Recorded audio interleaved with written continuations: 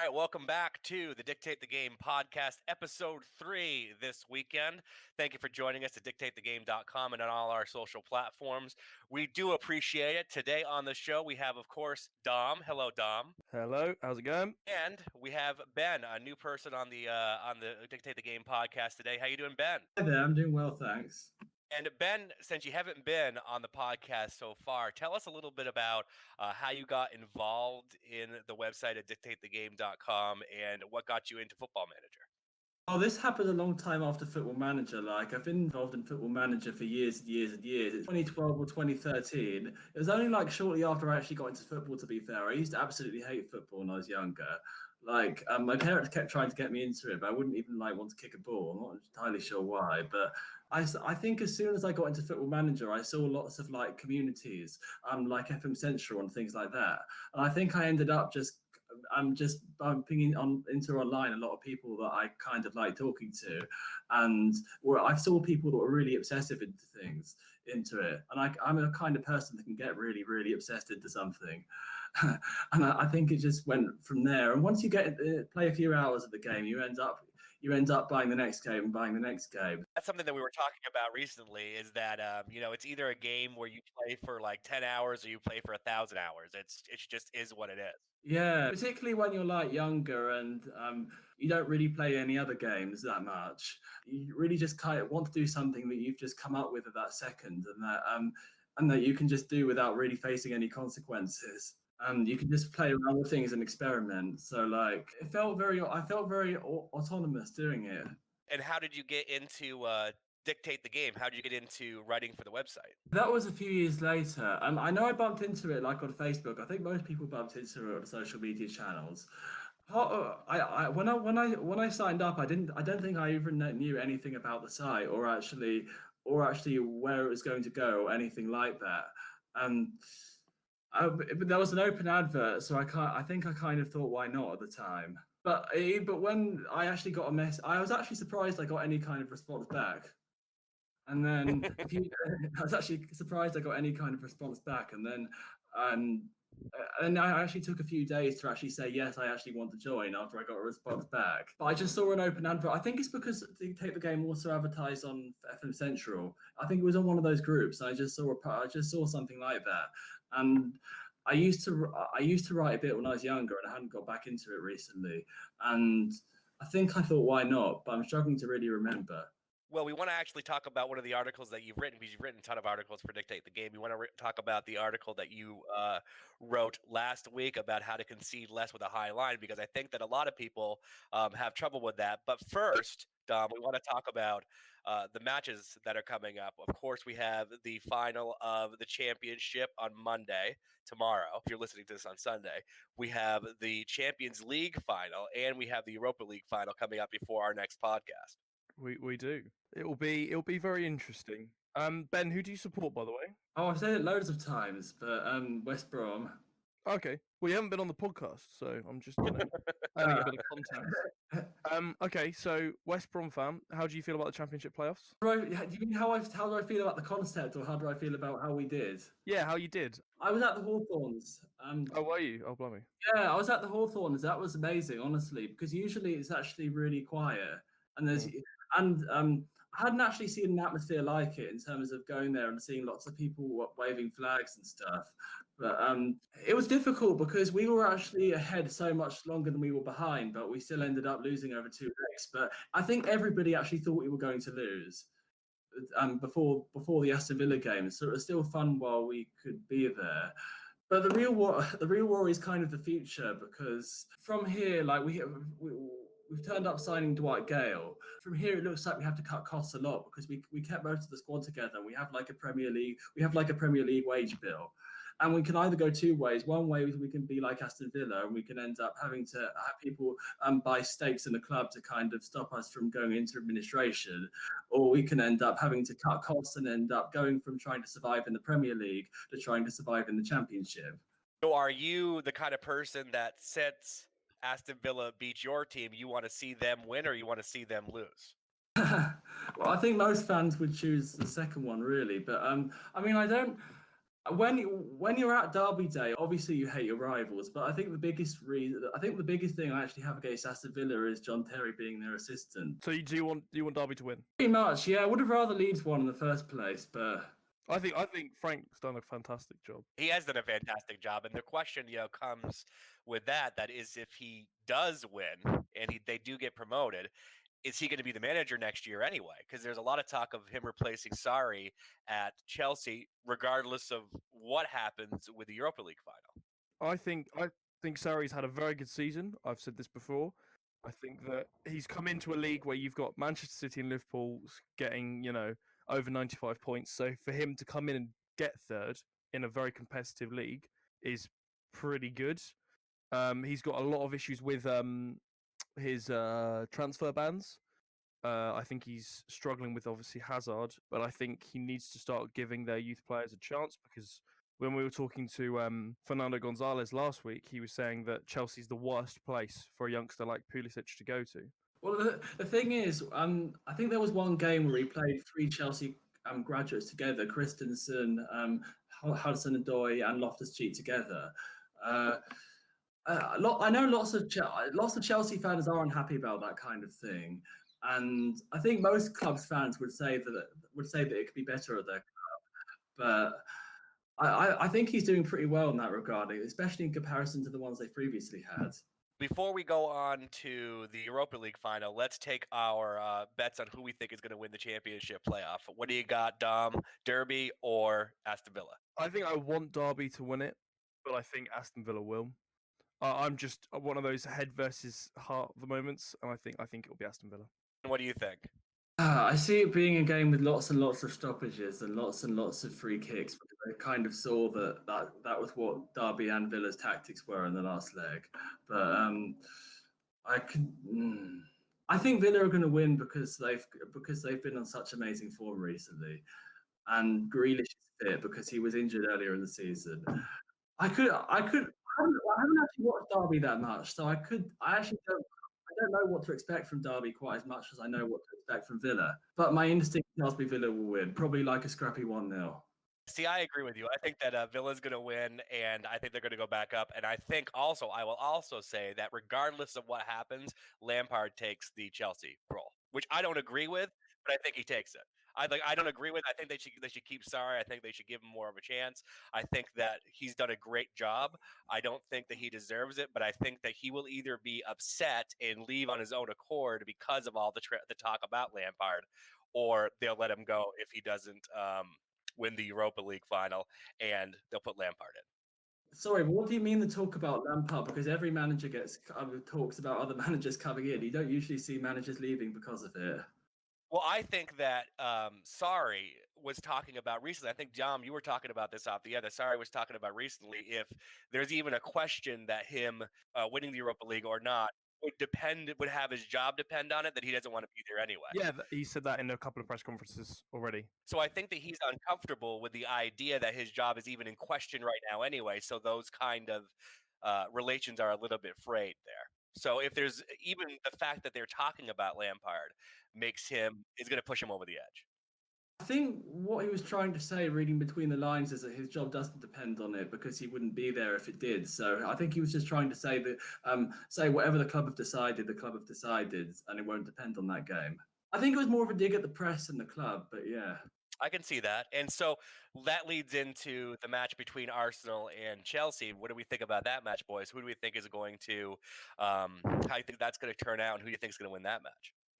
Oh, that's a really hard call. They've both had pretty good seasons. Obviously, it's a shame Ehill's not here to talk about it, because obviously I think he'd support Arsenal in that one. But I'm going to say Arsenal.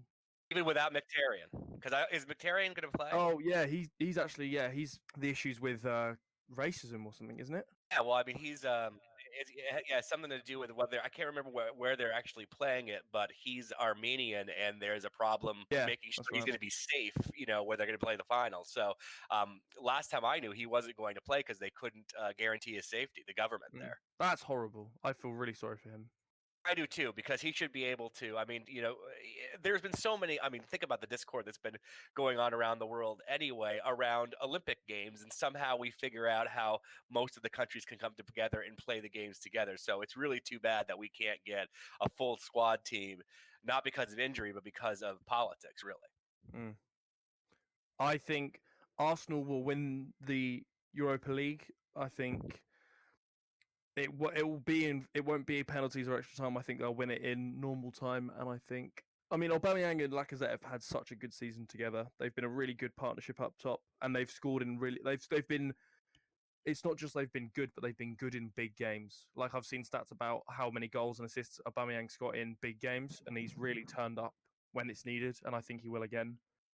I think Arsenal do need to rebuild, but I do think they'll win. Czech also is having a fantastic, end to the season, and it's great that it's almost like his testimonial in that it will be Chelsea versus Arsenal in his last game. And he's going back to Chelsea next year, isn't he? As in his staff role? Is he? I'll check. Director of football, I think. Get it? I'll check. Get it? I'll check. No, okay. Ben, did you pick? What do you have? Who do you have? You pushed it off to Dom first. Now you have to make your decision. Who do you have for the Europa League final? I think I would have went for Chelsea if there wasn't Hudson-Odoi injured, if there wasn't Loftus-Cheek injured. I think Chelsea look like a much different team when they have certain players fit because they haven't quite pieced everything together. They haven't quite pieced their attack together mainly. And when they have players that are kind of individuals that can kind of drive the ball forwards. If they don't have these certain players, then they look a lot more toothless. And Arsenal have Aubameyang, and they have what was the other attacking player? Lacazette. That's it. If they have those two, I could see Arsenal winning. I could see Chelsea winning it too because they have both sides. Because Chelsea are quite good defensively. On the other hand, are we just going to agree on everything here? Is that the plan? We're just going to agree and make it really boring? Eric's going to disagree. I know that. I'm not going to disagree on this one. I am going to say I do think that it's going to be Arsenal, but I am going to say that Arsenal is going to win and Sarri is going to leave. They're going to fire Sarri and Lampard's going to go in. I'm more interested in that than the actual game itself because the Champions League, as you guys know, I'm a Liverpool supporter, so the Champions League game is the thing that I'm really interested in. The only thing I can see about Sarri is that I'm not certain how much he's brought in with the players because I don't know. He gives off subtle cues of it sometimes, when he had to kind of talk to all the players himself, and all of his staff had to kind of stay outside the room. It doesn't, and also whenever he's asked about Hazard, he kind of says, "Oh, he can stay if he wants, but we can't guarantee anything, and it's his choice." Well, he's also said times before that, he doesn't really even get involved in transfer talk because he's basically said, hey, listen, whoever you get, I'll work with. So if you want to transfer this person out or get this person in, that's fine. I'll work with whatever you get. So he's not even really involved in that space. So I could see what you're talking about there. I mean, it might be him just talking in a way that's a bit unlike other football managers in the sense that he just gives completely honest answers to questions. Maybe it's just a departure from what we're used to listening to from manager speak. But I don't know. It feels like something. As with most Chelsea managers, it feels like something's up behind the scenes. I'm not certain he's got the right staff in because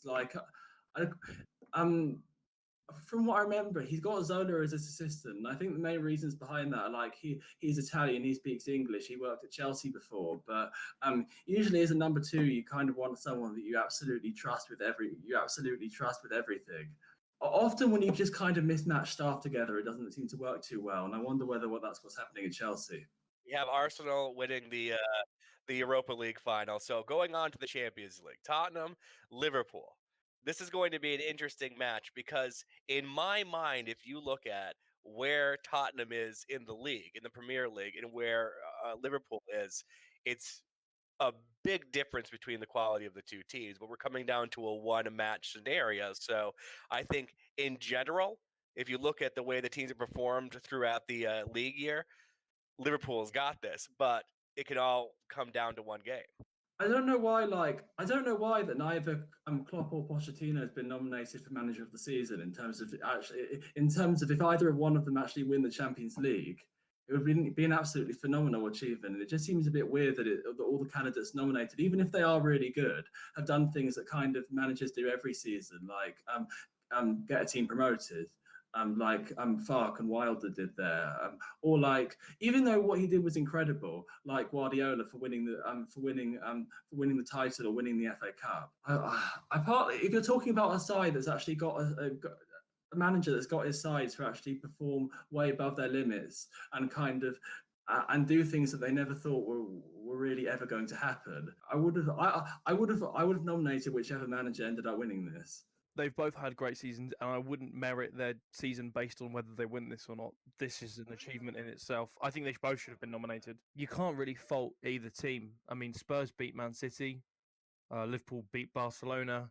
You know, they've both. It's not exactly like they've had easy runs, should we say? And they both had comebacks in the finals for the both of their in their semi-finals. You know, Liverpool's comeback against Barcelona, and then Spurs' comeback against Ajax, which were both absolutely incredible. I think Liverpool are the favourites, but I don't think this will be like any other Champions League final because of the national rivalry between the two teams. I mean, it was like when Man United played Chelsea in the 2008 final. It wasn't like your average final because it was a bit more to it. It was a bit more of a rivalry because they're both English. I mean, it's great for the game, for English football, but I think it'll either be like 5-4 or like a 0-0 and goes to pens. That's my guess. And you look at how Klopp, you mentioned how he's playing when he first came in. He was playing that way. I don't think that there's a very big difference between the way that they're playing now and the way that they're playing, or the style in which they're playing now and the style in which they played before. But they have much better defense now. They had a horrible defense before. So they were conceding more goals.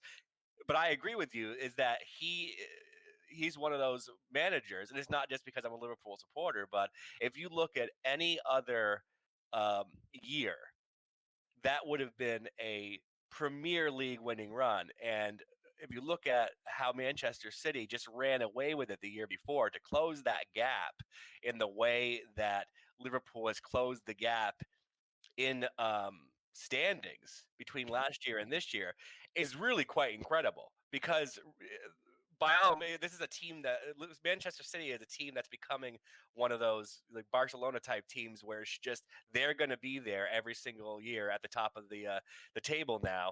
A lot of it's because of Guardiola, but to get a century in the Premier League last year and then to get 93 points this year, something like that. Do you think Sturridge is going to play? No, I don't think Sturridge. I think they're going to get, as long as I think they're going to. I would probably see the way he's been playing Origi play before I play Sturridge, just because Origi's been playing so well. But then again, it's going to be coming down to Liverpool has a lot of injuries too, and I don't think Tottenham has too many injuries. Other than, is Kane going to play? Do you know? If he does play, I can't see him being sharp at all.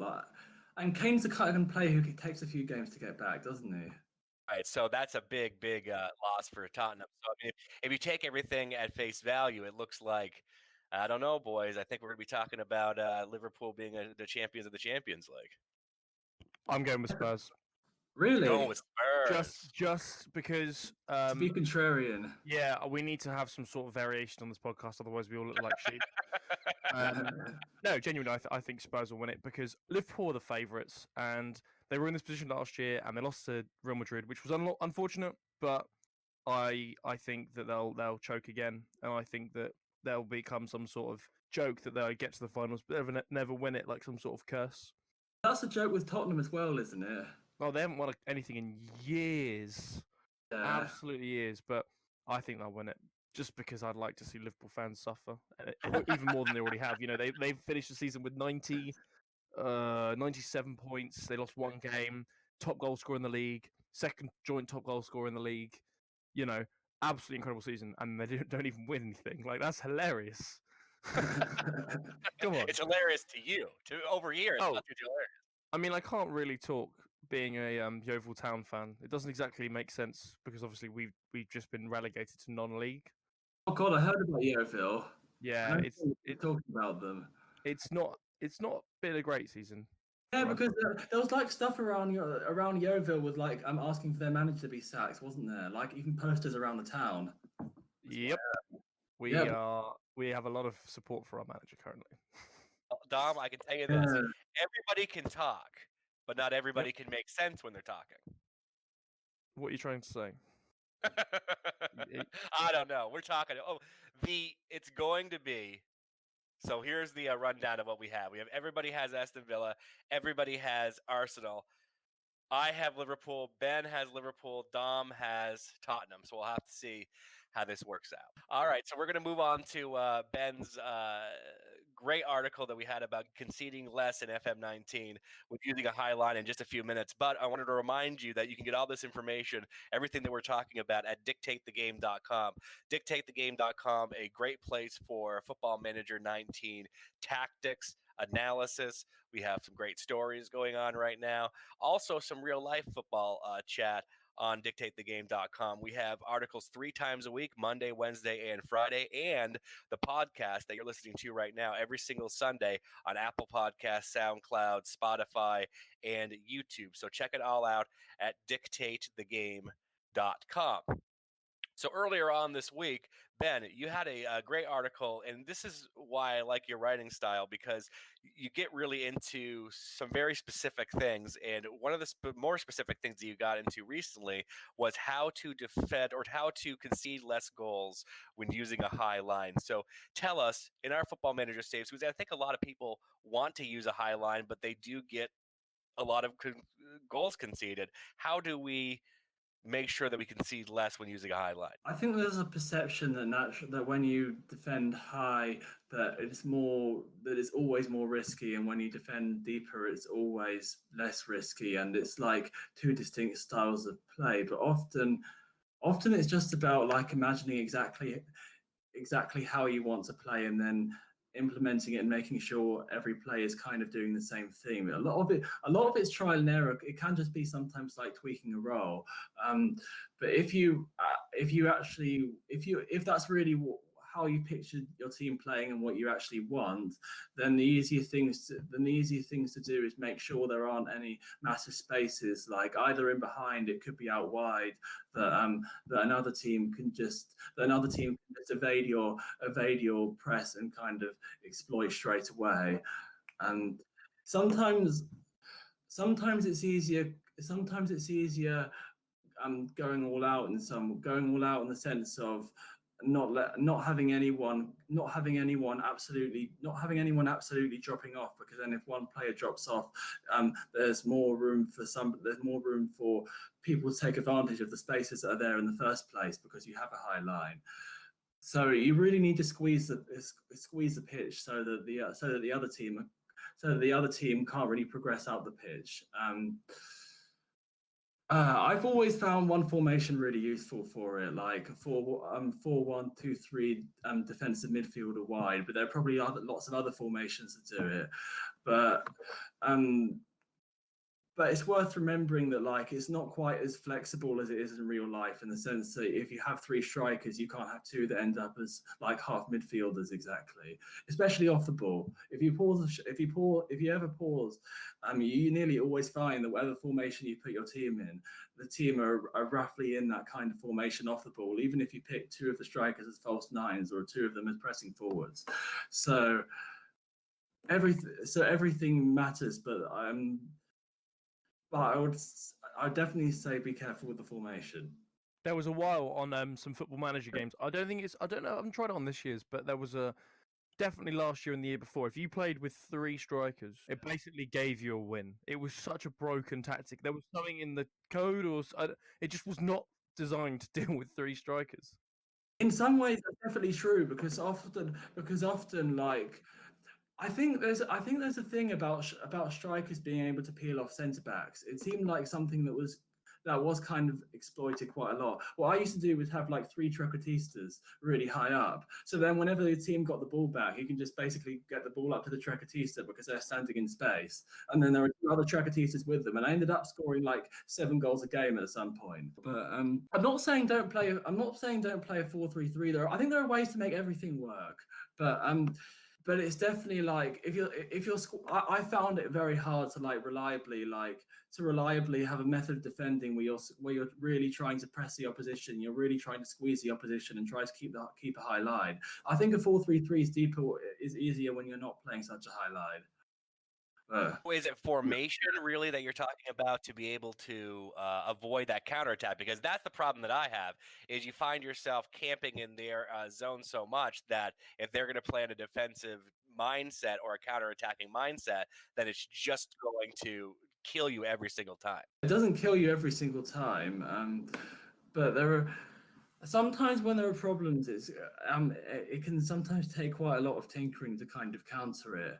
And also sometimes you have to depart from something that you've just that's kind of embedded in the way you play and you've kind of played in for years. Because I'm always used to like having two really attacking fullbacks and having a halfback, but then you realise that when you pause the screen that actually even when the halfback's not with the two centre backs, those two are really wide and are kind of in no man's land anyway. Because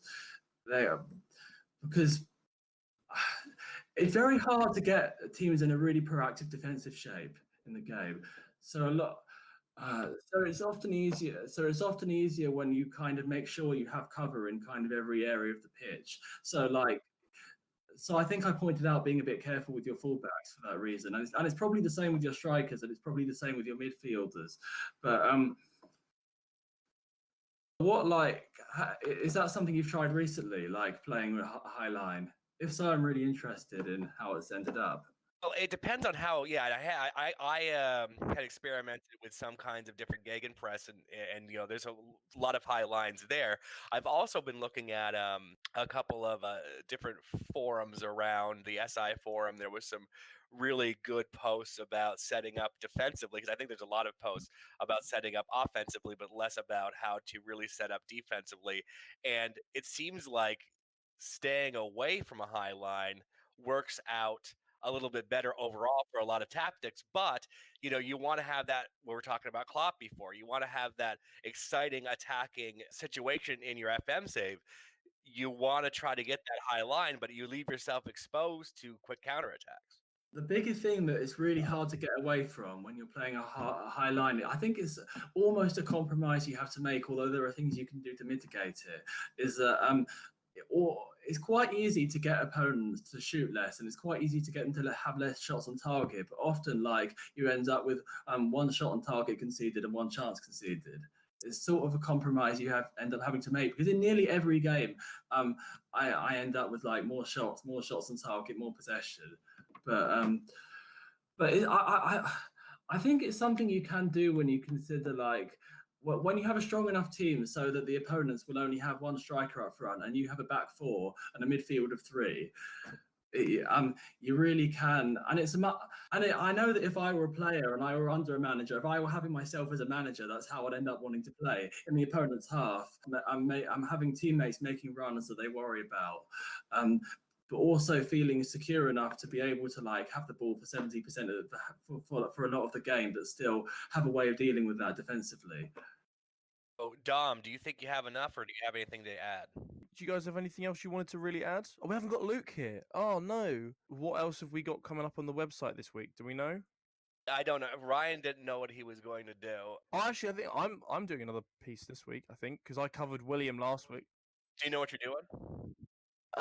I might talk about my Leipzig save actually. I'm in my second season with Leipzig, and I've made a couple of good signings, and somehow I've ended up top of the league after half a season. So it might be worth sharing some tactical advice there if anyone wants to, follow that.